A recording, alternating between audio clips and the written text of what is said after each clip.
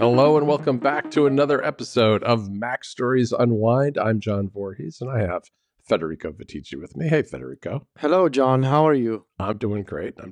We mentioned very briefly on the app stories that's coming out next week that we've finally had a moment to kind of breathe easy and unwind a little bit. So I think we're coming to the show today with some real, true unwind stuff to talk about. Yes. For example, let me grab something. I finally had time to frame, and I'm gonna hang this in the office. Okay. I'll try and show it off. This custom poster that I got from an artist at the Romix comic convention. Oh, you got last year. Yeah, I remember. It's a Japanese Pokemon themed illustration. Oh, I like it. You see, it's Charmander. It's very nice, Charmander. Onyx. Yeah. That's really nice. So finally gonna hang this somewhere here. Maybe that other wall, maybe above my monitor here. We'll see. But I finally had time to do it. It's been sitting in my closet for like a year. So, well, I mean, Jennifer's been on me to hang up some stuff because what happened was we had been convinced by one of her sisters that what we should do was instead of actually putting nails in our walls, we should put those like sticky hooks on the wall. Yeah, you mentioned this before. Yeah. And so my picture came crashing down and it damaged the floor, and they're never strong enough. Yeah, it was not a good scene, and now I have not put it back up, but I will do that at some point. So what I did over the weekend, and I just sent you a photo. We went to a food truck festival in a town nearby, and it was really not very good. We went there. They closed off a couple of blocks. There weren't enough food trucks. There weren't that many people there. We went pretty early, so it would have gotten hopping later on. But it was pretty bad. We didn't really say anything we wanted. So on the way into town, we had seen a sign for a new place that we had never heard of called Florence. And Florence is an Italian restaurant, as you might expect from the name. And we went looking for it. There was a big sign, and it took us down this little street and around a corner. And all of a sudden, we were in this area that was adjacent to an old cotton mill. And one of the things you discover when you move to North Carolina is there are an awful lot of old tobacco plants and cotton mills and things. A lot of the cotton mills are big, old, long, flat brick buildings that are over 100 years old, and they're all over the place. And a lot of them have been redeveloped into housing and into restaurants and shops and that sort of thing. And this was a power plant that was adjacent to a cotton mill. The cotton mill had already been converted into several restaurants and like an antique shop and some other things. And the power plant was huge, and it had just been, after 2 years of renovation, opened up as an Italian restaurant. And you can tell from the picture I sent you probably that this is a very, very large, tall brick building. You can tell kind of from the cars that are parked outside. It has these enormous it has 50-foot ceilings, according to their website, and the windows are probably 40 feet high. And it's just this enormous cavernous space. And it has this it's a style of restaurant that's a little different. It's not really sit-down service. It's kind of cafeteria style. It's not really like a fast food place, although you do go up to a counter.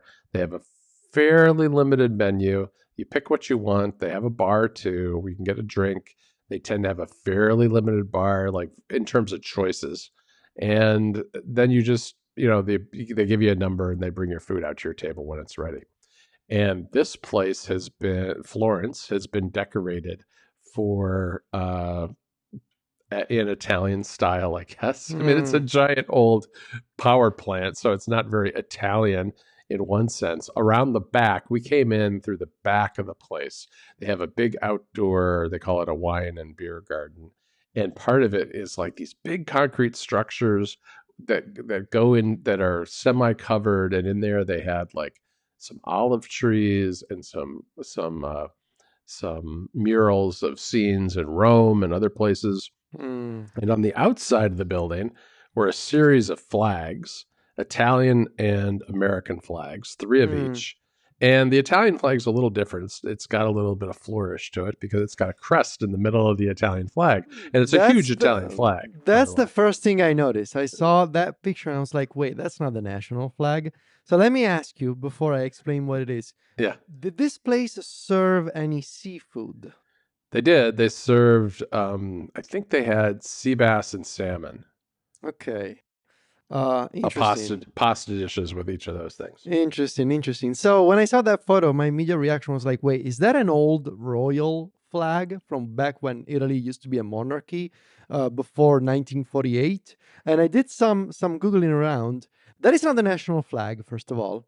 That is the old naval ensign of Italy. Oh, So interesting. that crest, I'm going to read you from Wikipedia. The flag of Italy with a naval crown and a shield divided into 4 square representing the 4 maritime republics: Venice, represented by the lion, top left; Genoa, top right; Amalfi, bottom left; and Pisa, represented by the respective crosses. So Pisa is the closest to Florence in that they're both in Tuscany.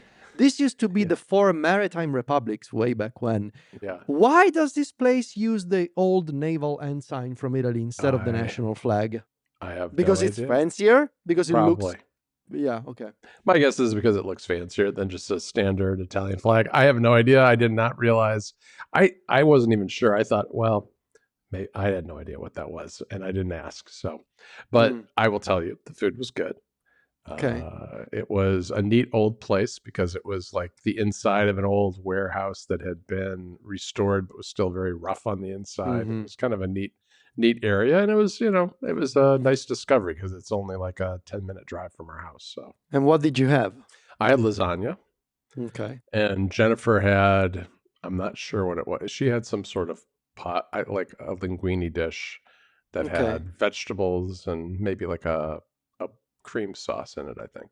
Okay. All right. It Nice. was good. It was. I would give it like a solid B plus. It wasn't by any stretch the nicest Italian restaurant I've ever been to, but it has a lot going for it in terms of convenience, being nearby and being kind of a nice atmosphere. They had a big outdoor patio that looked over a little forest that you could sit outside, have a glass of wine, little food. Very nice. Okay. All right. Well, I was also able to relax a little finally, catch up on a few things around the house. Mine is not a pick per se, but I finally started playing the Final Fantasy Tactics remaster on Steam Deck. So the Ivalice Chronicles. It all came back to me immediately. Really? The music, the controls, the menus. Even though this remaster has been like completely reworked from a graphical standpoint, it's been upscaled, but also from a UI perspective, the fonts being changed, the menus have been tightened up. This remaster lacks the content of the War of the Lions edition from the PSP. So this is a faithful remaster of the original Final Fantasy Tactics from PlayStation 1 from 1997. So kind of odd that it doesn't include the War of the Lions content because Square Enix lost the code for that. So they couldn't find the source code for the War of the Lions edition. So there are 2 classes missing from like the Onion Knight, I think, and something else. They are missing from this edition because they couldn't get their hands on the source code from the PSP game. Yeah, but it all came back to me immediately. The voice acting is really good and really adds to the story. This is a really dense game from a narrative perspective. It's a hard game too, isn't it? I mean, it's a hard game. It's inspired by, the historical setting is inspired by the real life events of the War of the Roses. In this case, it's called the War of the Lions. And you play as Ramza Beowulf, this young knight from this illustrious family that sort of finds himself in the middle of this war, and there's the church and different royal families. It's a very political game, and I was listening to Triple Click a couple of weeks ago. Yeah, it's funny to imagine that this game, I believe, came out a year after the first Game of Thrones book came out in the mid 90s. So the first what's it called? A Song of Ice and Fire, the book series. So it's exactly sort of like drawing from that influence, right? Right. From the same sort of Inspiration. source material. Yeah, inspired like fantasy setting, inspired by the real life events of the War of the Roses and Right. the role of religion and politics. Excellent remaster. I'm playing on Steam Deck. You can also get it on Switch. You can get it everywhere. So if you are a Yeah. Final Fantasy Tactics sicko, this game's for you.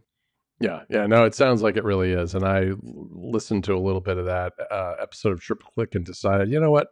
Probably not my, No, not for you. Not for not you. especially not a good place to start in your, Yeah. if you don't want to do that. Oh, all right. So here's my pick. My pick is The Lost Bus on Oh, Apple I've seen TV this. Plus. I've All seen right. this. This is really good. It was very intense. This was a story that's based on a true life events. The campfire in California in 2018, which destroyed most of the town of Paradise, California, and Matthew McConaughey plays a bus driver who grew up in Paradise, left, came back, was having troubles in his life, uh, signed up to be a bus driver. He hadn't been doing it all that long. These fires came and it was super windy and they became huge very quickly and they just overtook this town and they were evacuating people and they had this one elementary school that was on the closest side towards the fire where not all the parents had been able to get to their kids yet to pick them up from the school. And so they sent a bus out to grab these kids, or like 25 kids, put them on the bus. Matthew McConaughey is the bus driver, and he has to get out of there while this fire is bearing down on this little town in Northern California. And it's just tense and terrifying because it's Matthew McConaughey, it's these little kids, and it's their teacher played by America Fiera and Ferrera, and she does a great job in the movie too. It was interesting because the fire almost becomes a character of the movie in a sense because it's bearing down on this little town. People are panicking. There's like these side stories where they're following the police chief and the fire chief as they try to fight the fire at first, and then they move to just trying to save lives because it's clear that the fire is just uncontrollable and they're not going to be able to keep it out of the town, and other side stories as well. And in the end, I mean, I think you probably can anticipate what the result is. He gets the kids out of the fire, but it's very harrowing and a really exciting movie to watch and kind of a cool story. So I highly recommend that. That's over on Apple TV Plus. So Okay. that's All what I right. watched over the weekend. You All know right. what, Federico? We're going to have an unwind deal. But because you and I have changed our recording schedule, and I cannot, as of today, guarantee that when this show comes out, whatever I were to tell you about would still be good, I'm going to drop a deal in the show notes. It's going to be a little surprise, a little morsel for everybody to go into the show notes, check it out, and it'll be just for the listeners of this show. We've got the MacStories thing, the MacStories deals thing going on social media, but this is going to be the exclusive deal for the Unwind listeners. So go down in the show notes. It'll be when the show comes out Thursday and Friday. You'll go there. You'll have something for the weekend. You can unwind with us.